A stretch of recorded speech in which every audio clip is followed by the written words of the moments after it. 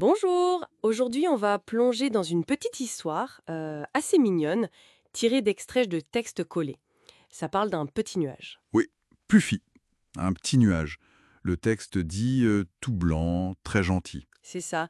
Et il est là-haut, dans le ciel bleu, tranquille. Il observe, hein. Il regarde les enfants qui jouent en bas. Une scène plutôt paisible au début. Tout à fait. Mais quelque chose change. Son regard est attiré par des fleurs. Ah oui, les fleurs. Et elles ne vont pas bien. Le texte dit qu'elles sont tristes, un peu fanées, quoi. Voilà. Et Puffy, il s'approche. Enfin, il leur demande ce qui ne va pas. Et la réponse est très directe, très simple. Oui, nous avons soif. C'est un besoin primaire. Nous avons besoin de pluie. Pas de détour, c'est presque un appel à l'aide. Et ce qui est intéressant, c'est la réaction de Puffy immédiate. Ben oui, il n'y a pas d'hésitation, il sent l'urgence, on dirait. Il veut aider. C'est ça. Son envie d'aider, c'est vraiment le déclencheur. Tout à fait.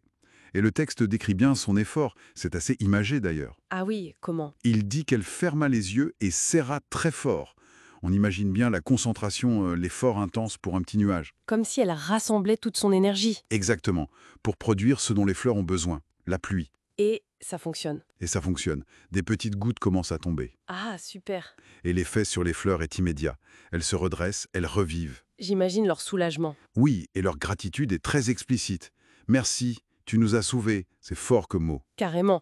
Donc, mission accomplie pour Puffy, on pourrait dire. On pourrait. Le problème initial est résolu, mais l'histoire ne s'arrête pas là. Ah bon? Qu'est-ce qui se passe d'autre? Eh bien, alors que Puffy laisse tomber encore quelques gouttes, un autre acteur entre en scène. Le soleil. Le soleil.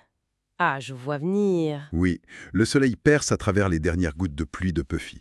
Et ça fait Un arc-en-ciel. exactement un magnifique arc-en-ciel. C'est la conséquence imprévue, le bonus si on veut. C'est beau ça. Ce n'était pas l'objectif, mais ça arrive quand même. Tout à fait. Et cet arc-en-ciel, il a aussi son public. Les enfants? Oui, les enfants qui jouaient, ils lèvent les yeux et là, c'est l'émerveillement. Waouh! Un arc-en-ciel! C'est ça. Donc, l'action de Puffy, qui partait d'une intention très ciblée, aider les fleurs, finit par toucher aussi les enfants, mais d'une autre manière, par la beauté. C'est fascinant de voir comment une seule action peut avoir comme des ricochets, des effets différents. Mhm. Et Puffy, dans tout ça, ressent une grande joie. J'imagine, elle doit être contente. Oui, le texte dit « elle était si heureuse ». C'est une joie double, en fait. Double. C'est-à-dire? Il y a la satisfaction d'avoir réussi sa mission première, sauver les fleurs. Ça, c'était son but. D'accord. Mais il y a aussi le bonheur d'avoir, un peu par hasard, créé ce moment de beauté pour les enfants. C'est une sorte d'accomplissement élargi. On voit bien le cheminement. L'empathie initiale mène à une action qui non seulement résout un problème, mais crée aussi autre chose, de la joie, de la beauté. C'est exactement ça.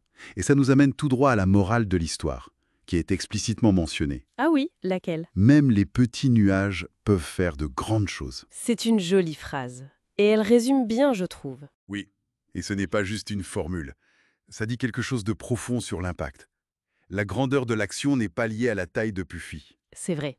Elle est petite, mais son geste a eu des conséquences importantes et sur plusieurs plans.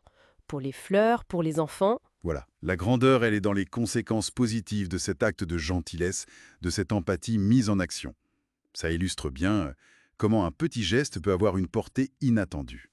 Donc si on résume un peu cette